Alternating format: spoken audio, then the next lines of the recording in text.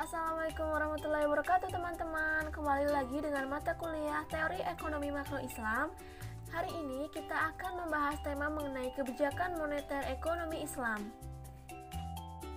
Sebelumnya perkenalkan kami dari kelompok 7 yang beranggotakan Atia Fitriawati, Via Irhas, Raufatul Fuad, dan Zuyana Ulfa Agustina.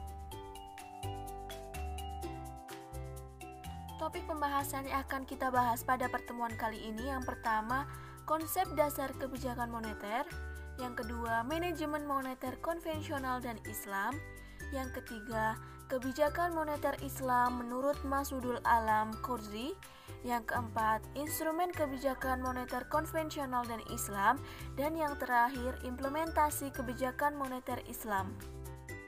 Langsung saja kita masuk pada pokok pembahasan yang pertama. Masuk pokok bahasan yang pertama mengenai konsep kebijakan moneter. Menurut Suparpoko dalam buku pengantar ekonomi makro, kebijakan moneter adalah kebijakan yang dimaksudkan untuk meningkatkan pendapatan nasional dengan cara mengubah jumlah uang yang beredar atau mengubah permintaan akan uang. Sedangkan menurut Iskandar Putong dalam buku Ekonomi Mikro dan Makro, dia mendefinisikan bahwa kebijakan moneter adalah sebuah kebijakan yang dilakukan oleh pemerintah melalui bank sentral guna mengatur penawaran uang dan tingkat suku bunga dalam tingkat wajar dan aman. Nah, sedangkan dikutip dari website bankindonesia.co.id mendefinisikan bahwa kebijakan moneter adalah kebijakan otoritas moneter atau bank sentral dalam bentuk pengendalian besaran moneter, meliputi jumlah uang yang beredar, uang primer atau kredit perbankan dan atau suku bunga untuk mencapai stabilitas ekonomi makro. Nah, jadi teman-teman, kebijakan moneter merupakan salah satu bagian dari kebijakan makro yang ada di Indonesia. Kebijakan moneter dapat didefinisikan sebagai kebijakan yang diambil oleh pemerintah maupun bank sentral ataupun otoritas moneter lainnya guna mencapai keseimbangan internal maupun eksternal. Nah, nanti endingnya itu bisa mencapai tujuan ekonomi makro di Indonesia itu sendiri. Nah, mungkin sebagian dari teman-teman bertanya-tanya terkait keseimbangan internal dan eksternal itu meliputi apa aja. Jadi, keseimbangan internal itu bisa meliputi pertumbuhan ekonomi yang tinggi, harga yang stabil, serta pembangunannya yang merata. Sedangkan untuk keseimbangan eksternal itu bisa dilihat dari neraca pembayarannya yang seimbang.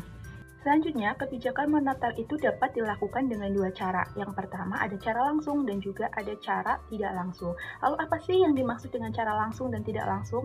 Oke, cara langsung artinya pemerintah langsung campur tangan dalam peredaran uang atau dalam pemberian perkreditan dalam bank.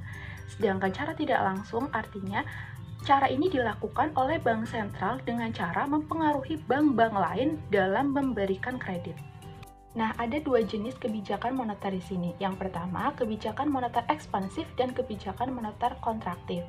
Kebijakan moneter ekspansif atau sering disebut juga kebijakan uang longgar atau easy money policy. Kebijakan ini dilakukan oleh bank sentral dengan cara menambah jumlah uang yang beredar. Biasanya dilakukan untuk mengatasi pengangguran dan untuk menambah daya beli masyarakat. Biasanya kebijakan ini dilakukan pada saat perekonomian sedang mengalami resesi atau depresi. Selanjutnya, kebijakan moneter kontraktif adalah kebijakan yang dilakukan oleh bank sentral dengan cara mengurangi jumlah uang yang beredar. Kebijakan ini disebut juga kebijakan uang ketat atau T-money policy. Kebijakan ini digunakan untuk mengatasi inflasi yang ada di Indonesia. Oke, selanjutnya terkait tujuan kebijakan moneter. Jadi teman-teman, masing-masing negara itu tujuan moneternya nggak sama. Tiap negara itu berbeda, tergantung situasi, kondisi, serta kebutuhan masing-masing negara tersebut. Jadi nggak sama ya antara kebijakan moneter negara A dan negara B. Jadi bisa aja negara tersebut hanya memiliki satu tujuan kebijakan moneter atau biasa disebut dengan single objective. Bisa jadi negara tersebut cuma memiliki dua tujuan kebijakan moneter atau dual objective. Bisa jadi negara tersebut juga hanya memiliki three or more objective atau mungkin tujuan moneternya itu juga banyak.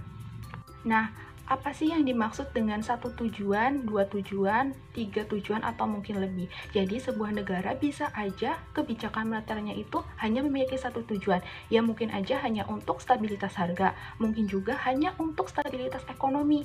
Nah, jika tujuan sebuah negara tersebut memiliki dua tujuan kebijakan moneter, bisa aja tujuannya stabilitas harga dan nilai tukar, atau mungkin bisa jadi stabilitas harga dan pertumbuhan ekonomi. Jika kebijakan moneternya itu lebih dari 3, itu mungkin seperti contohnya stabilitas harga, nilai tukar, dan pertumbuhan ekonomi.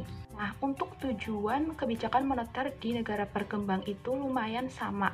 Yang pertama itu tujuannya untuk memperbaiki neraca perdagangan kerja masyarakat, untuk membantu meningkatkan kesempatan kerja, untuk mengoptimalkan distribusi likuiditas, untuk menjaga stabilitas finansial market, dan yang terakhir untuk menjaga pasar valuta asing atau falas. Nah, teman-teman, setelah kalian tahu konsep dasar moneter itu seperti apa, kita juga sebagai mahasiswa perlu tahu bagaimana sih keadaan moneter kita saat ini. Keadaan moneter kita saat ini sedang mengalami perbaikan ekonomi global. Meskipun pandemi dianggap sebagai penghambat perbaikan ekonomi global, tapi perekonomian global ini diprediksi akan meningkat mencapai 4-5% untuk tahun ini. Selanjutnya, ketahanan sistem keuangannya tetap kuat. Kenapa dikatakan kuat? Karena bisa dilihat dari rasio kecukupan modal perbankan per November 2020 itu tetap tinggi sebesar 24,13%. Sedangkan untuk rasio kredit bermasalahnya itu juga tetap rendah sebesar 3,18% bruto dan 0,99% neto. Ya, meskipun masih dianggap aman, tapi tetap perlu kita cermati mengingat kita masih berdampingan dengan pandemi COVID-19. Nah, selanjutnya keadaan domestik perlahan juga mulai membaik. Ya, meskipun pada kuartal pertama pada tahun 2020, setelah sekian lama sejak tahun 1998 kita kembali mengalami resesi. Nah, tetapi pada tahun ini diprediksi bahwa perbaikan domestik akan meningkat sebesar 4,9% dan pada tahun 2022 juga akan meningkat sebesar 5,4%. Nah, ekonomi domestik yang perlahan membaik itu tidak lain dan tidak bukan itu didukung juga oleh pemulihan di bidang kesehatan. Seperti yang kita tahu saat ini itu sudah mulai ada vaksin. Nah, dengan adanya vaksin diharapkan masyarakat sudah bisa memulai kembali kegiatan perekonomian dengan tetap menerapkan protokol kesehatan yang nantinya semua kegiatan ekonomi bisa kembali pulih. Nah, keadaan moneter kita saat ini juga bisa dilihat dari ketahanan sektor eksternal pada triwulan 3 2020 itu tetap terjaga. Bahkan, neraca pembayaran Indonesia mencatat ada surplus sebesar 2,1 miliar pada kuartal 3 ini. Nah, untuk inflasi kita saat ini juga masih rendah. Per Maret 2020 itu tercatat sebesar 2,96. Hal itu masih di bawah perkiraan Bank Indonesia. BI itu menargetkan inflasi sebesar 3,1%. Nah, sedangkan Badan Pusat Statistik per April 2021 itu menyebutkan inflasi sebesar 0,13%. Artinya ini jauh lebih baik daripada tahun sebelumnya. Bisa dikatakan dan dikategorikan bahwa inflasi kita saat tahun ini masih dalam keadaan ringan. Selanjutnya, kondisi likuiditas yang tetap dalam keadaan longgar. Ini mendorong suku bunga untuk terus turun dan mendukung pembiayaan perekonomian. Keadaan selanjutnya terkait transaksi sistem pembayaran yang meningkat baik tunai maupun non-tunai, serta transaksi dengan menggunakan ATM, kartu kredit, kartu debit itu juga mengalami peningkatan, serta transaksi ekonomi keuangan digital itu juga tetap pertumbuhannya positif. Kebijakan moneter saat pandemi COVID-19. Yang pertama itu ada stabilitas nilai tukar. Nah, meskipun Indonesia terkena dampak pandemi, tetapi Bank Indonesia masih dinilai mampu untuk menstabilkan nilai tukar rupiah. Tidak dapat dipungkiri meskipun kita pernah mengalami resesi pada kuartal pertama pada tahun 2020, tapi saat ini BI sudah mengambil trik yang lumayan cukup jitu untuk menstabilkan kembali nilai tukar rupiah tersebut. Kebijakannya berupa Domestic Non-Delivery Forward atau DNDF atau disebut juga dengan hedging. Jadi tujuan dari kebijakan ini untuk mengatasi resiko ketidakstabilan. Kebijakan selanjutnya terkait strategi operasi moneter. Nah, Tujuannya ini untuk memperkuat stance kebijakan moneter akomodatif. Nah, hal ini dilakukan untuk menambah jumlah uang yang beredar. Biasanya dilakukan dengan cara penurunan suku bunga atau bisa juga dengan operasi pasar terbuka atau OTP. Kebijakan selanjutnya terkait dengan pendalaman pasar uang dan falas. Nah, tujuannya ini untuk mengantisipasi eskalasi resiko finansial terutama di masa pandemi saat ini. Dilakukan dengan cara pengembangan infrastruktur, sarana penyelenggara transaksi berbasis elektronik, maupun bisa juga dilakukan dengan cara central clearing, novasi, atau juga CCP. Kebijakan moneter selanjutnya terkait dengan perbaikan UMKM lewat pembiayaan. Nah, dilakukan melalui korporatisasi, peningkatan kapasitas, serta akses pembiayaan dan digitalisasi sejalan dengan GERNAS atau Gerakan Nasional Bangga Buatan Indonesia. Kebijakan selanjutnya terkait memperkuat ekosistem ekonomi dan keuangan digital. Biasanya dilakukan dengan beberapa cara. Yang pertama itu penggunaan instrumen pembayaran digital seperti e-money, prepaid atau kartu prabayar, kartu ATM, kartu kredit maupun juga biliet giro. Kekuatan selanjutnya bisa dilakukan dengan cara berkolaborasi dengan bank atau memaksimalkan penggunaan fintech. Contoh fintech konvensional itu seperti Amarta, Cek Aja, Bareksa, Doku, GoPay, Tikes, maupun OVO. Nah, sedangkan untuk OVO itu sendiri baru diresmikan sebagai perusahaan fintech pada tanggal 25 September 2017. Nah, ternyata teman-teman, di OJK sendiri itu juga terdaftar loh fintech yang berbasis syariah seperti contohnya Amanah, Alami Syariah, Investri Syariah, Dana Syariah, Danako Syariah, Oswa, Duha Syariah, dan juga Syarfi. Nah, perkuatan selanjutnya itu juga bisa dilakukan lewat e-commerce seperti Bukalapak, Tokopedia, OLX, Kaskus, Shopee, atau masih banyak e-commerce lainnya. Nah, tujuan semuanya dilakukan itu untuk memelihara ekonomi nasional. Manajemen moneter konvensional dan Islam. Di sini manajemen moneter konvensional itu ada dua ya teman-teman. Yang pertama itu uang pasif, yang kedua itu uang aktif. Di sini uang pasif itu kesenjangan output yang menjadi kausal utama dalam mekanisme transmisi, sedangkan di uang aktif likuiditaslah yang menjadi kausal utama dalam mekanisme transmisi moneter. Uang pasif itu dianggap sebagai variabel endogen yang mana otoritas moneter itu tidak mempunyai kemampuan secara penuh untuk mengatur jumlah uang beredar. Nah, berbeda juga dengan uang aktif. Di sini uang aktif sebaliknya menjadi variabel eksogen, yang mana suku bunga itu dianggap sebagai resultan biasa yang terjadi dalam transmisi moneter. Begitu. Nah, selanjutnya kita beralih kepada manajemen moneter secara Islam ya. Di sini ketika terjadi penurunan aktual return dari investasi sektor real, maka yang akan terjadi itu para pemegang dana itu akan mengurangi investasinya dan cenderung lebih senang memegang uang kas real. Selain itu juga ada dua pendapat, yaitu dari madhab mainstream dan madhab ketiga. Di madhab mainstream ini itu ada 3 poin. Yang pertama itu tidak ada suku bunga sebagai biaya modal dan dikenakan pajak pada aset fluktuatif yang tidak digunakan. Yang kedua itu di sini itu terdapat sistem bagi hasil dan transaksi syirkah. Yang ketiga terciptanya kepastian berusaha yang didukung dengan tidak adanya suku bunga. Nah, kalau menurut madhab ketiga ini juga ada 3 poin ya teman-teman. Yang pertama itu penawaran uang mengikuti besarnya permintaan uang atau money supply itu sama dengan money demand. Yang kedua, penentuan besarnya money supply merupakan refleksi dari money demand yang ditentukan melalui suratic process. Nah, yang ketiga ini, poin yang terakhir dari madhab ketiga, suratic process itu akan efektif bila masyarakat mempunyai pengetahuan merata. Kemudian kita akan membahas tentang kebijakan moneter Islam menurut Masudul Khodiriyah.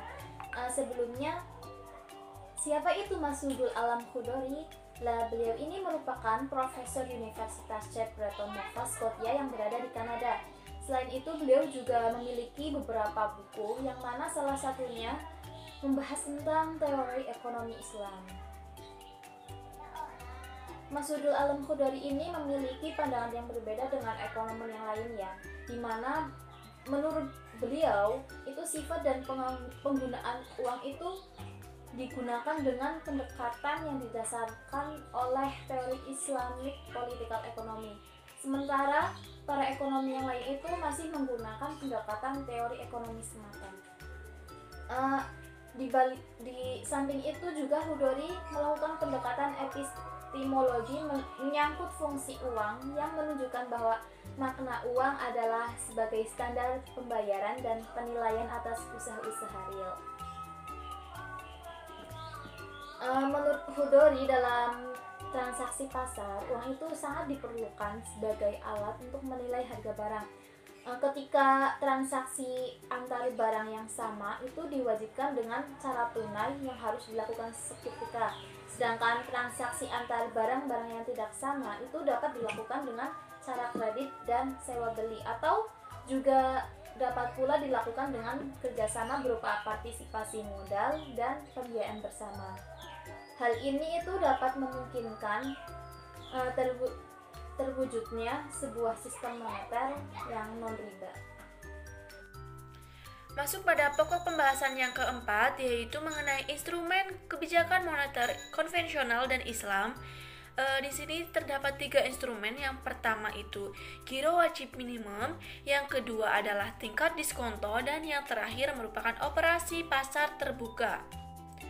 Menurut Ade Warman Karim, di sini terbagi menjadi 4 kebijakan. Yang pertama itu kebijakan pasar terbuka atau open market operasional, di mana kebijakan ini merupakan kebijakan membeli ataupun menjual surat berharga atau obligasi di pasar terbuka. Dalam kebijakan ini, jika bank sentral ingin menambah jumlah uang yang sedang beredar, maka bank sentral harus membeli obligasi. Dan sebaliknya, apabila bank sentral ingin mengurangi jumlah uang yang sedang beredar, maka bank sentral harus menjual obligasi. Lalu untuk kebijakan yang kedua, yaitu penentuan cadangan wajib minimum atau reserve requirement, di mana dalam kebijakan di sini bank sentral itu umumnya menentukan angka rasio minimum antara uang tunai dengan kewajiban giral bank, yang bisa diartikan atau disebut dengan minimum legal reserve ratio.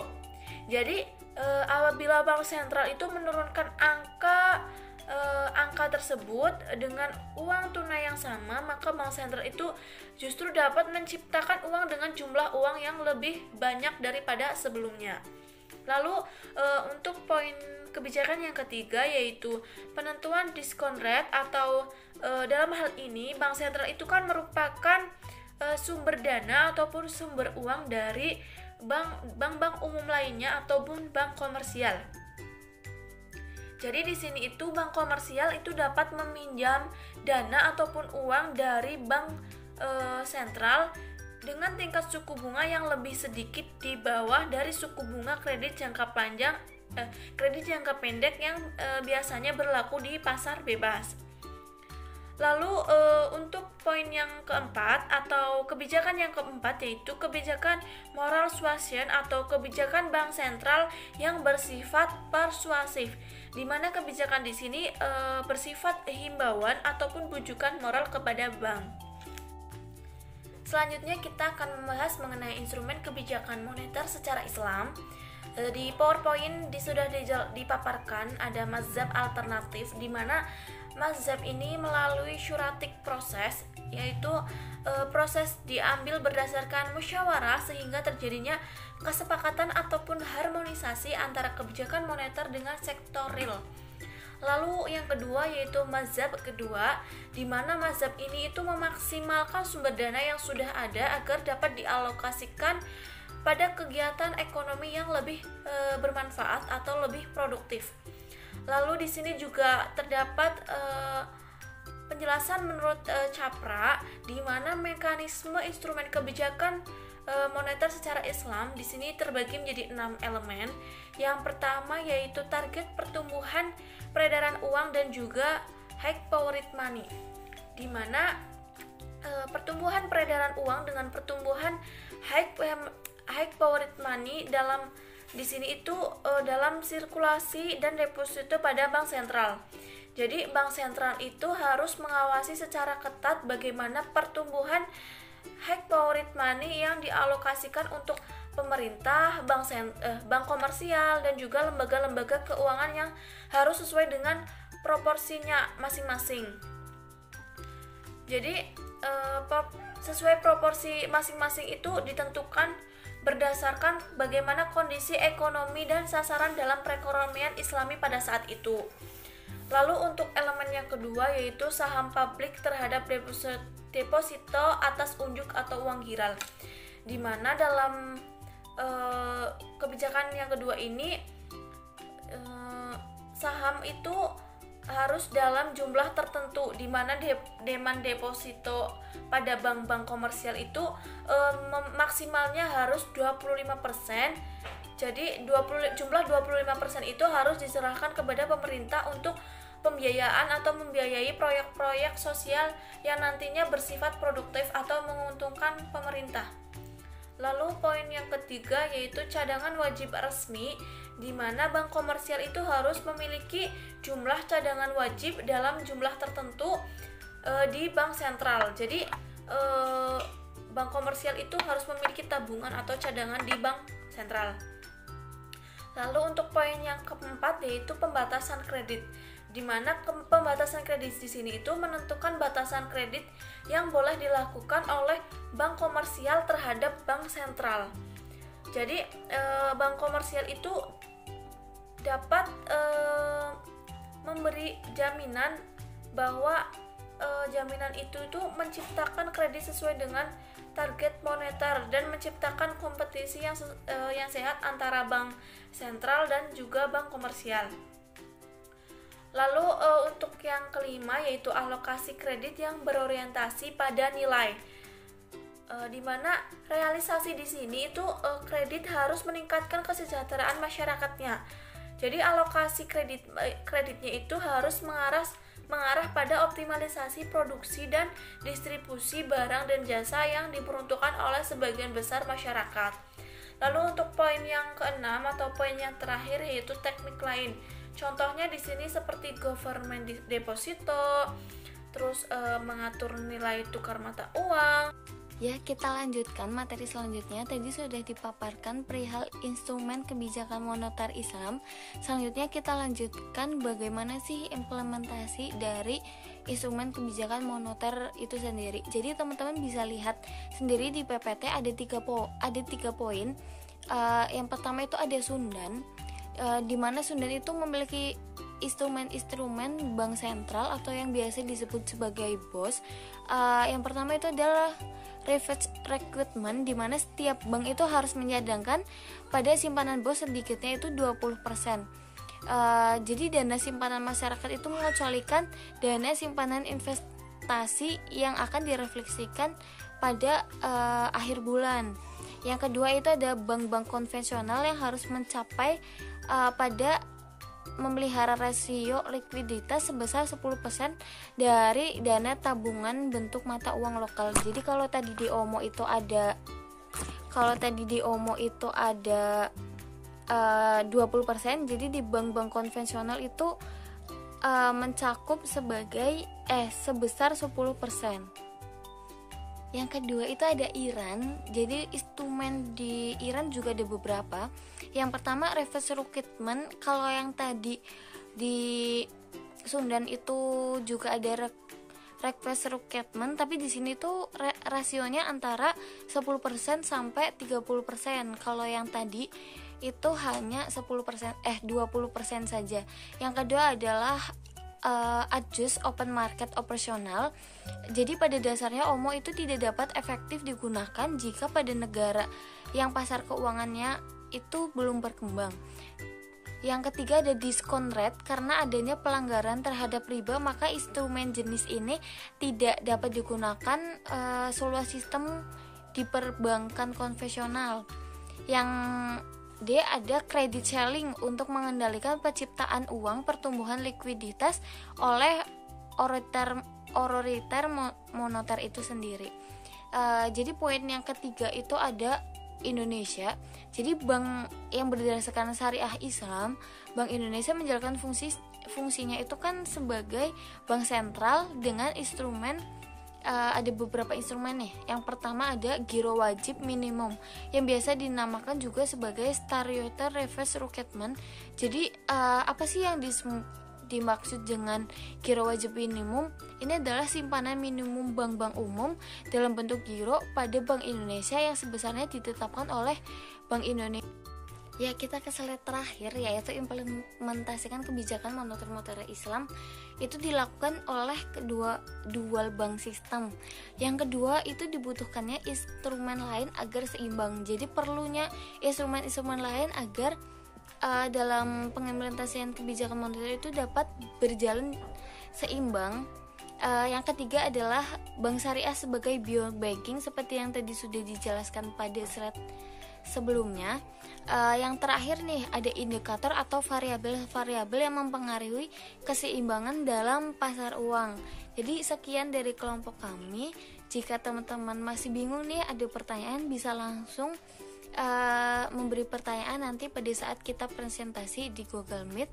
Apabila ada kesalahan dari kelompok kami dan kurangnya materi, kami mohon maaf yang sebesar-besarnya. Terima kasih atas partisipasi teman-teman dalam mengikuti presentasi kami.